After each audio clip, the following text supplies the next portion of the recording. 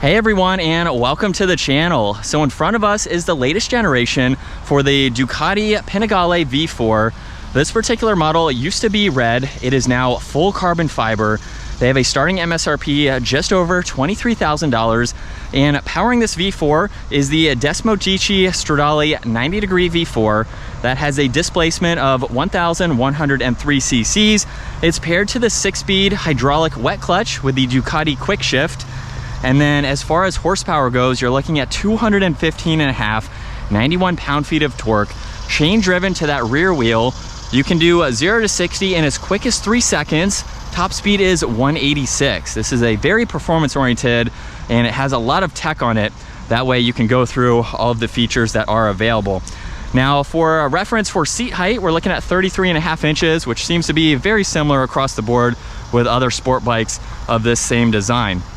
So let's move on to the exterior styling, where I mentioned we have full carbon fiber. So the entire front end, everything has been changed out, and it gives it a really cool look, especially with these aerodynamic fins on both sides. Those are not factory, of course.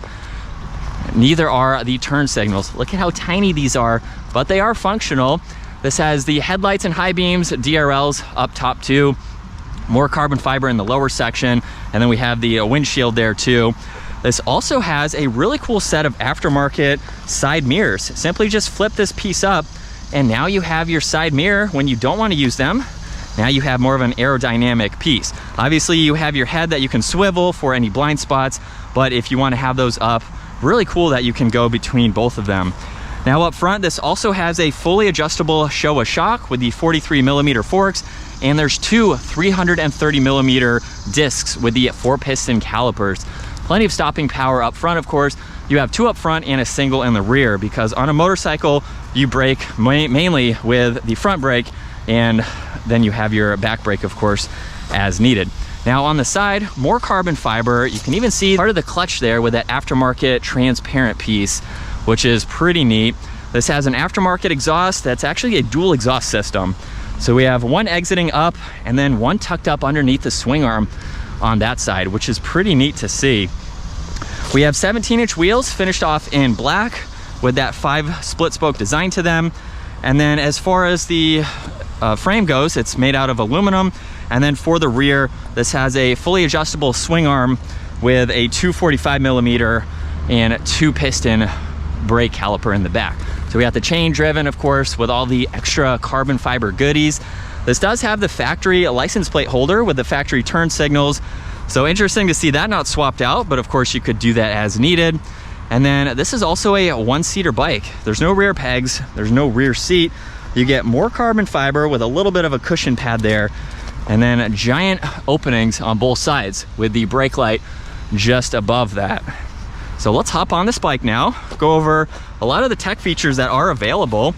So with the handlebars in this position, you can actually lock them, so that way you can't untwist them when you park, and then when you push it down and back once, we'll bring up all the electronics. On this right side, we have an aftermarket set of bar ends to protect both the handlebars and the front brake. We have heated grips with the engine start and kill switch. Left side clutch, we have the high beams along with the flashers, hazards, turn signals, horn, and then these two to go through this digital gauge cluster. Now currently on the right side, there's the tach along with what gear you're in. And then on the left side, there's some other settings that you can currently see. By using one of those dials, we can go through some info like the odometer, trip information, your average fuel. There's also the outside air temperature, and then a settings menu. If I go into the settings menu, you can go into the different riding modes. There's sport and street, and then race A and race B. You have a code you can put in, lap timers. You can even adjust the DRLs, and then a few other settings that you can go into as needed. It's actually pretty easy to go through, which is nice. And that is about it for that side. Now, if we go to the right side, you have your engine braking control along with traction control. I believe there's a wheelie assist in here, and you can go through the different settings basically to have this set up the way that you'd like to. So you could actually set this bike up for beginners or for expert riders, depending on the riding that you are doing for the day. That's pretty much all that you get, which is basically all you need for a bike, really. It's actually a lot of tech to go through. We have the stabilizer bar for the handlebars, even this billet aluminum for the top of the forks there to connect it. But now let's go ahead and get this out on the road. So we just flip this switch up and fire it up. All right, so as we hop on the Ducati Panigale now, I don't get to get on bikes like this a lot. And I mentioned earlier that this has the quick shift in it. So right now I am up to 6th gear and I have yet to use the clutch. You can also do that on the downshifts as well, which I think is very cool. You can definitely have a lot of fun on this bike. Regardless of using the clutch, you do have to use the clutch in order to come to a stop and of course to take off. So right now I do need to pull the clutch in.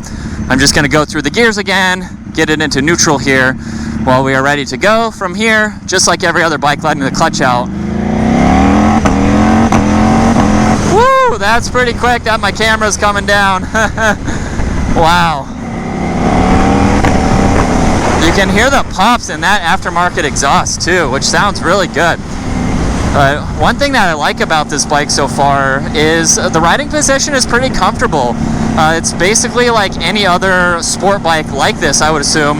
I have a CBR 600 that I rode to ride and review this, and it's pretty similar. You know, there's going to be a few minor differences here and there, but so far I feel super comfortable for the style bike that this is.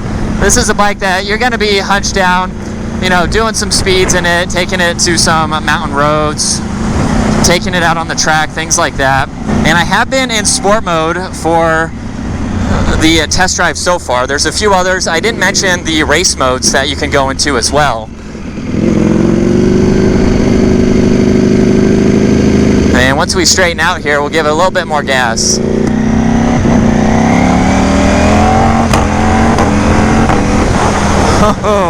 I mean, it's going to shift as fast as you want it to shift, and however fast you can actually shift it, which is very cool. But let's pull over for a sec. I got my one mirror there. I think you have to be in neutral in order to go through the different driving modes. So let's come to a stop here. Yep, so you do have to, you cannot be moving while you're doing the sport modes, which is a good safety feature. Let's put it into race mode. We can exit out of that. And then on the other side, I haven't messed with any of these settings here as far as the engine braking and things like that. That's definitely something that you would dial in after you have a lot of experience on this bike. I only have a few miles on it, so I'm just going to leave them where they are. They range between 1 and 5.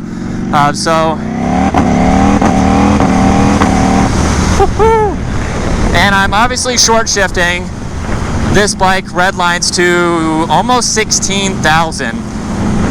It's going to be a quick bike. You're going to be able to get to 60 in first gear by itself. You won't have to shift in order to go through those gears, that's for sure. But from what I can tell, it's a very powerful bike. It sounds really good with this exhaust on it. It's a one-person bike, so if you want to go out for a cruise, it's a good track, basically, style bike. If you're just taking this around the city, I mean, I could really see this, buying this as a track bike. You're taking it to the mountains.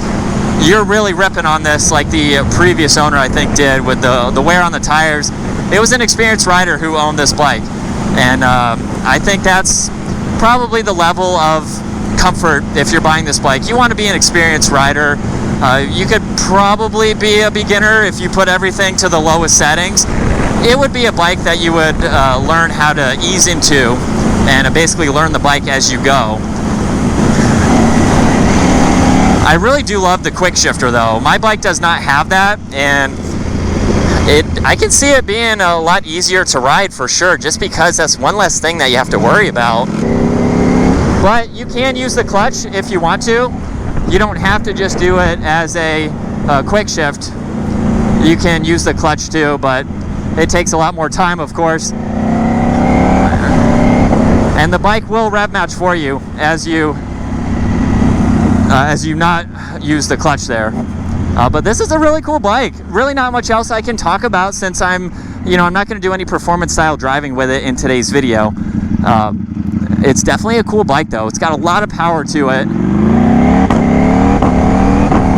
And it sounds so good. But I think that's going to wrap it up for this Ducati Panigale V4. Once again, huge shout out to 704 Exotics for providing this bike. Check out their website, give this video a huge thumbs up, consider smashing that subscribe button so you guys don't miss out on our daily uploads, and I will see you all in the next video.